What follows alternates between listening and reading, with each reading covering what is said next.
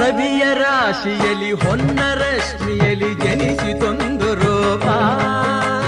ಬೆಳಗಿನ ಚೆಲುವೆ ಸುಳಿದಳು, ಬಳುಕುತ್ತಾ ಇಳೆಗೆ ಇಳಿದಳು. ಉಷಯ ರಂಗಿನಲ್ಲಿ ತೃಷಯ ನೋಟದಲ್ಲಿ ಕವಿಯ ಬಳಿಗೆ ಬಂದು ಪ್ರೇಮದ ನಯನ ತೆರೆದಳು, ಕಾವ್ಯದ ಒಳಗೆ ಕುಳಿತಳು. ಕಲಕಲಗೊಂಡವು ತ್ರಿಪದಿ ಪದಗಳು, ಪರವಶಗೊಂಡವು ಸಕಲ ರಸಗಳು. ಇರುಳು ಸರಿದು ಬೆಳಕು ಹರಿದು ಕನಸು ಮುಗಿದು ಮನಸ್ಸು ಚಿಗಿದು ಸರಿಗಮಪ ಪದನಿಸ ಸಂಚಾರದಲ್ಲಿ ಮೇಘ ಬಂತು ಮೇಘ, ಮೇಘ ಬಂತು ಮೇಘ, ಮೇಘ ಕಾವ್ಯದ ಮೇಘ, ಕನ್ಯಾ ಕವನ ಮೇಘ.